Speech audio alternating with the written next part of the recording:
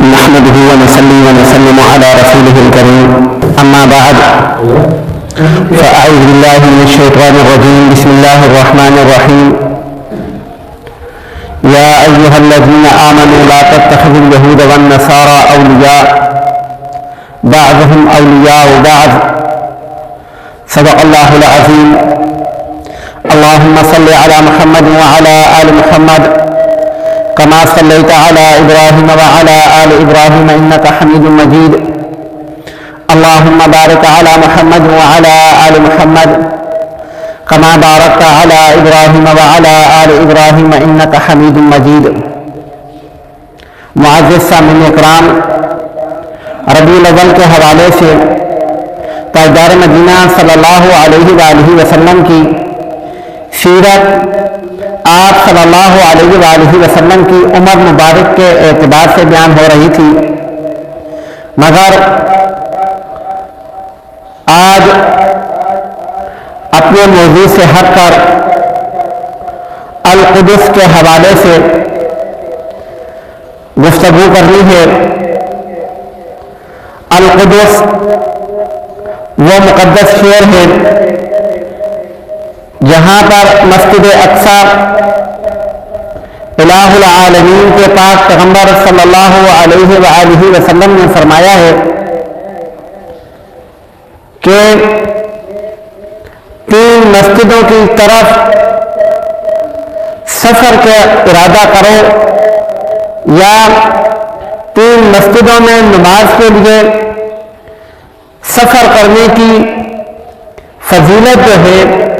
پاک پیغمبر صلی اللہ علیہ وآلہ وسلم نے ارشاد فرمائی ہے۔ ان میں سب سے پہلے حرم کعبہ ہے، دوسرے نمبر پر مسجد نبوی ہے، اور تیسرے نمبر پر مسجد اقصی ہے۔ مسجد اقصی القدس شہر اس وقت یہودیوں کے قبضے میں ہے، اور یہ ایک ایسا شہر ہے، یہ ایک ایسا مقام ہے کہ جو اس دنیا فانی کے اندر 3 مذاہب کے لوگ اس جگہ کو اپنے لیے مقدس سمجھتے ہیں۔ مسلمان بھی ارض مقدس کو اپنے لیے مقدس سمجھتے ہیں، یہودی بھی ارض فلسطین کو اپنے لیے مقدس سمجھتے ہیں، اور عیسائی بھی اسی سرزمین کو اپنے لیے مقدس سمجھتے ہیں، اور تینوں کا مذہبی تعلق یا تینوں کی مذہبی روایات یا تینوں مذاہب کے مذہبی جذبات جو ہیں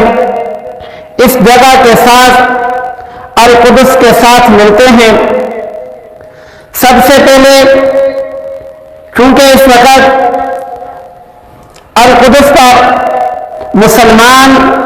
اور یہودی آپس میں گتھم گتھا ہیں، تو مسلمان اور یہودیوں کی تاریخ یہ بیان کر دیتا ہوں۔ اصولی طور پر ایک چیز جو ہے حضرت ابراہیم خلیل اللہ جد الانبیاء،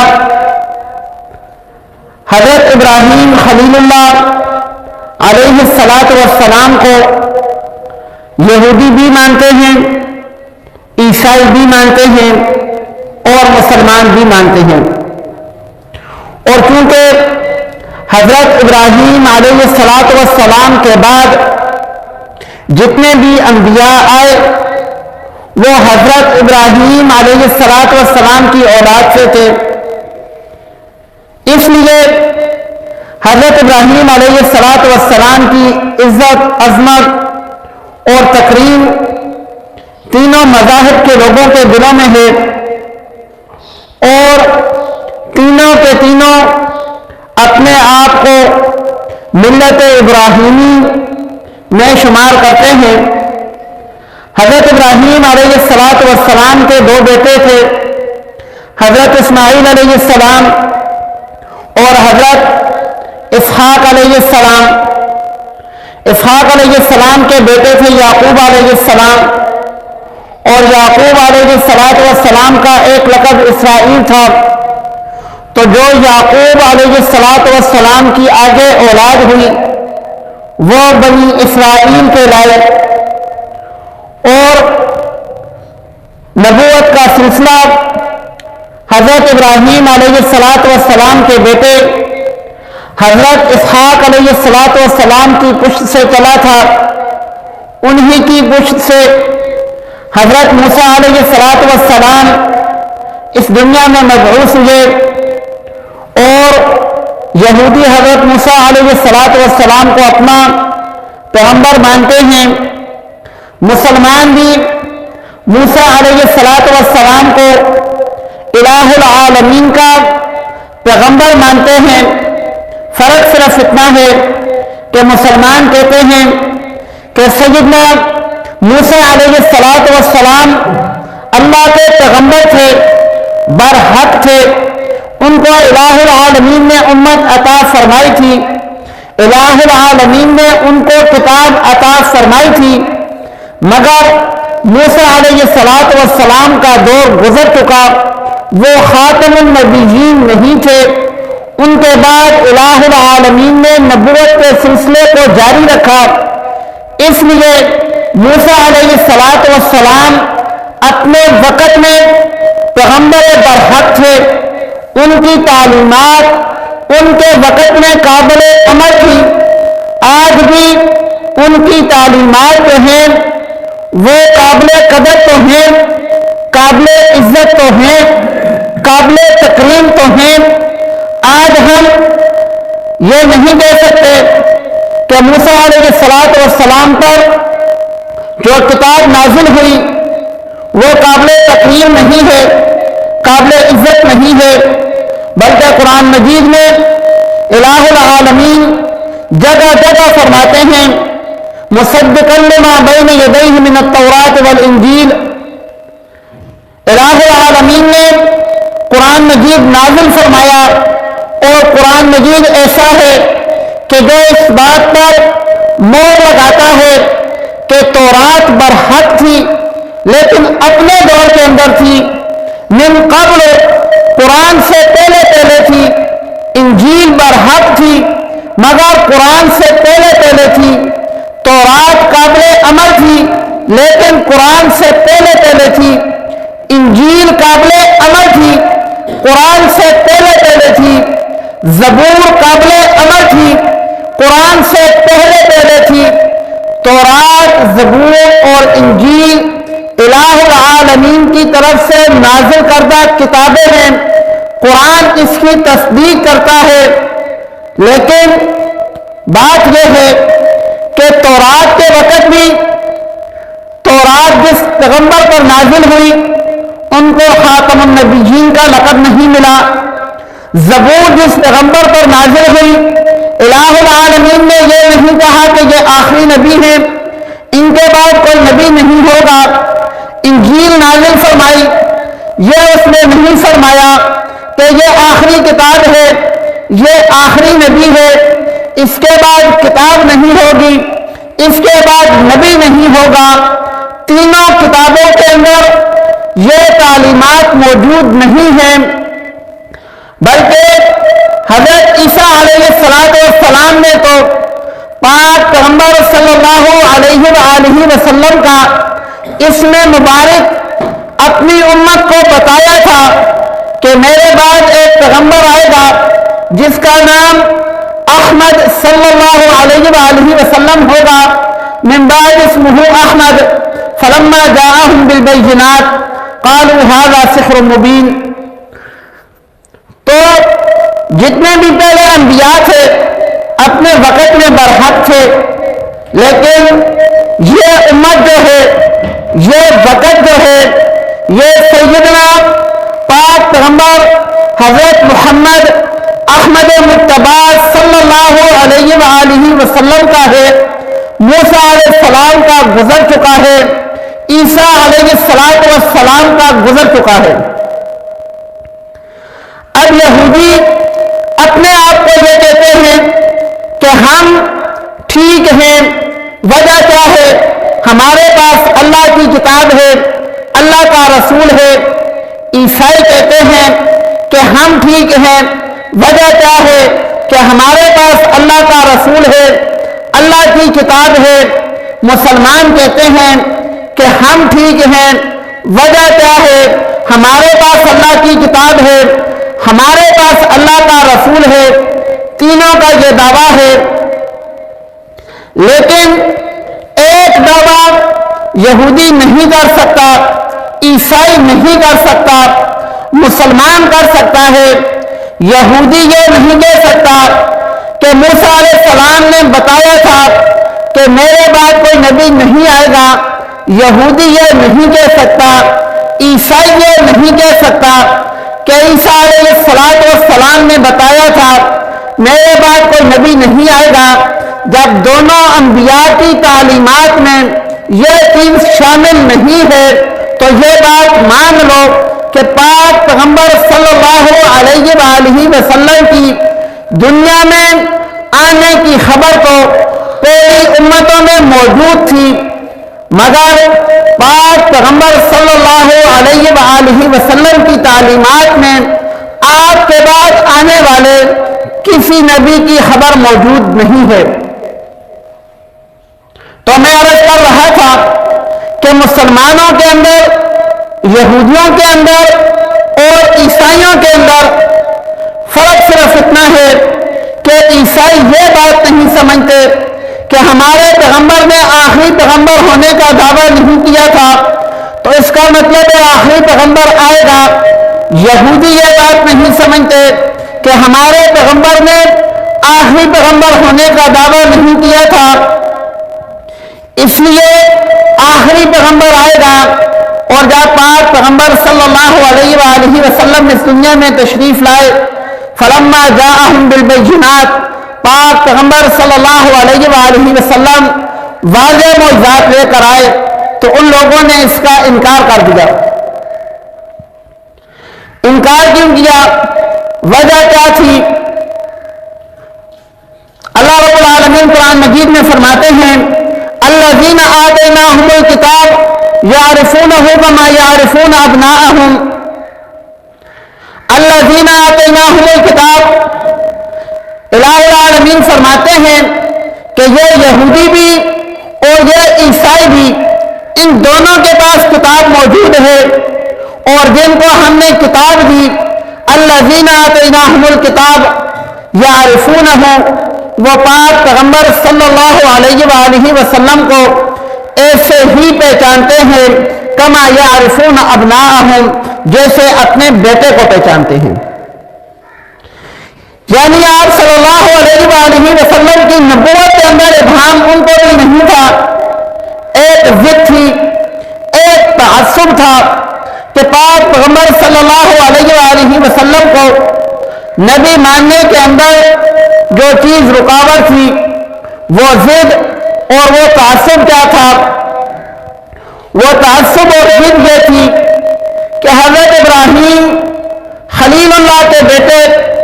حضرت اسحاق علیہ السلام کی پشت سے نبوت کا سلسلہ چل رہا تھا، اور پاک پیغمبر صلی اللہ علیہ وآلہ وسلم حضرت اسماعیل علیہ السلام کی اولاد میں سے تھے۔ ان کا خیال یہ تھا کہ چونکہ اب تک یہ نبوت بنی اسرائیل میں تھی تو اب بھی نبی بنی اسرائیل ہی ہونا چاہیے، لیکن الہ العالمین نے پاک پیغمبر صلی اللہ علیہ وآلہ وسلم کو حضرت اسماعیل علیہ السلام کی اولاد میں سے پیدا فرما دیا، اور الہ العالمین قرآن مجید میں فرماتے ہیں کہ ہم بہتر جانتے ہیں کہ ہم نے نبی کس کو بھیجنا ہے۔ تو یہ ایک تعصب تھا جس تعصب کی بنیاد پر یہودی آپ صلی اللہ علیہ وآلہ وسلم کو نبی ماننے کے لیے تیار نہیں تھے، اور عیسائی بھی پاک پیغمبر صلی اللہ علیہ وآلہ وسلم کو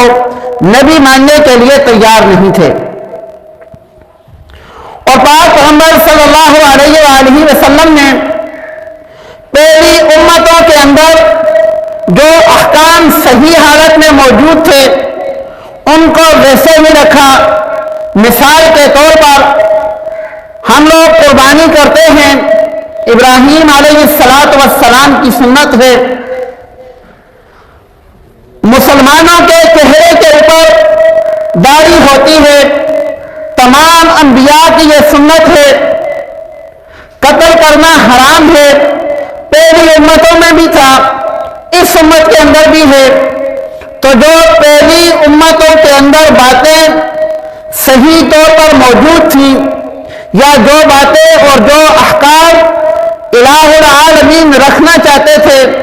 وہ تو الہ العالمین نے رکھ دیے، اور جو باتیں انہوں نے غلط کر دی تھی، اپنے دین سے پھر گئے تھے، الہ العالمین نے ان کی تصحیح فرمائی. تصحیح فرمانے کے بعد الہ العالمین نے فرما دیا الیوم اکملت لکم دینکم، کہ آج دین مکمل ہو گیا. موسیٰ علیہ السلام پر یہ آیت نازل نہیں ہوئی کہ الیوم اکملت لکم دینکم، ہے موسیٰ میں نے دین مکمل کر دیا، وہاں پر یہ آیت نہیں آئی. عیسیٰ علیہ السلام پر یہ آیت نازل نہیں ہوئی الیوم اکملت لکم دینکم، اے عیسیٰ علیہ السلام آج میں نے دین مکمل کر دیا.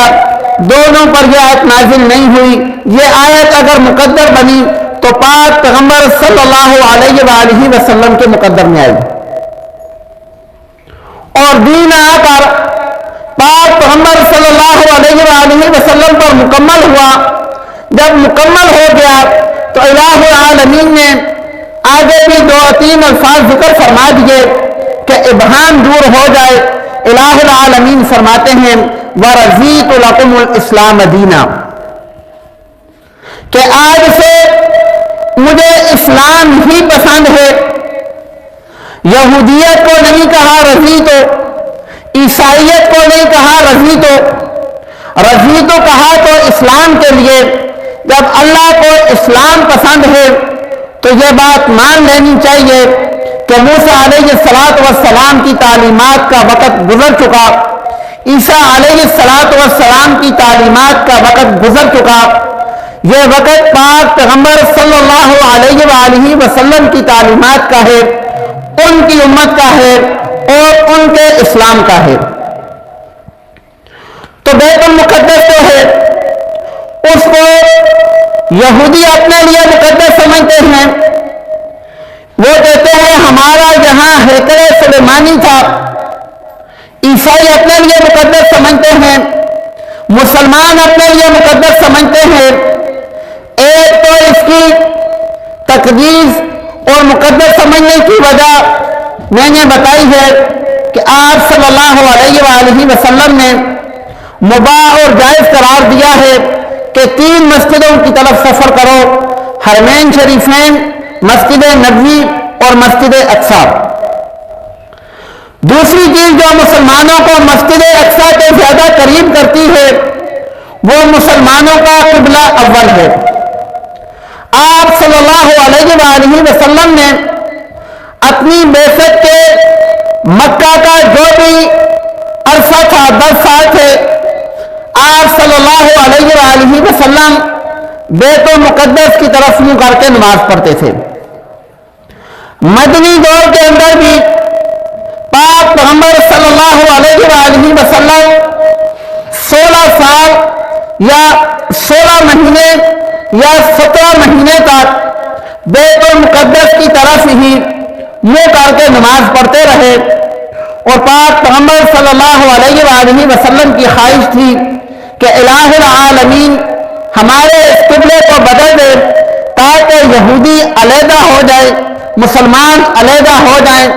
اور الہ العالمین نے پاک پیغمبر صلی اللہ علیہ وآلہ وسلم کی یہ خواہش قرآن مجید میں بیان فرمائی ہے. الہ العالمین فرماتے ہیں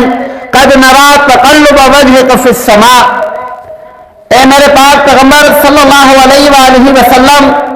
قد نرى بے شک ہم دیکھ رہے ہیں، تقلب وجهك في السماء، آپ بار بار آسمان کی طرف منہ اٹھاتے ہیں، بار بار اپنا چہرہ آسمان کی طرف کرتے ہیں. ہم سمجھتے ہیں، ہم دیکھ رہے ہیں کہ آپ کے دل کے اندر کون سی خواہش ہے۔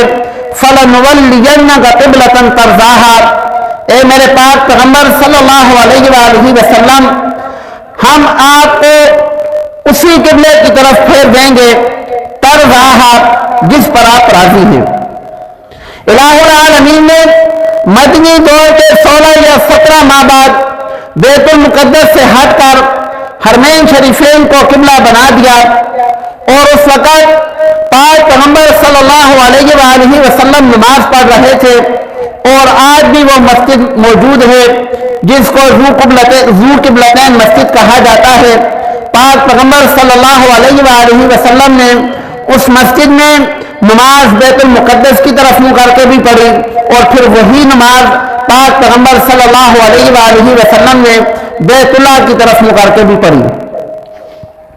تو بیت المقدس سب کے لیے قابل احترام ہے، سب کے لیے مقدس ہے۔ صرف وجہ اتنی ہے کہ یہود اور عیسائی جو دعویٰ کرتے ہیں وہ اپنے دعوے میں اس لیے سچے نہیں ہیں کہ عیسیٰ علیہ السلام کا دور گزر چکا، موسیٰ علیہ السلام کا دور گزر چکا۔ جب ان انبیاء کا دور گزر چکا تو اب مسجد اقصی مسلمانوں کی ہے۔ اس لیے مسلمان مسجد اقصی کے لیے، مسجد اقصی کی آزادی کے لیے آج بھی لڑ رہے ہیں، اور اسی مسجد اقصی کے لیے آج سے پہلے کتنی لڑائیاں بھی ہو چکی ہیں۔ الہ العالمین سے دعا ہے کہ اللہ رب العالمین ہمارا قبلہ اول مسجد اقصی دوبارہ ہم مسلمانوں کو اس کے اندر نماز پڑھنے کی اور اس مسجد میں بیٹھنے کی، ذکر اذکار کرنے کی دوبارہ مسلمانوں کو توفیق عطا فرمائے، اور اپنا قبلہ اول مسلمانوں کو دوبارہ لوٹائے۔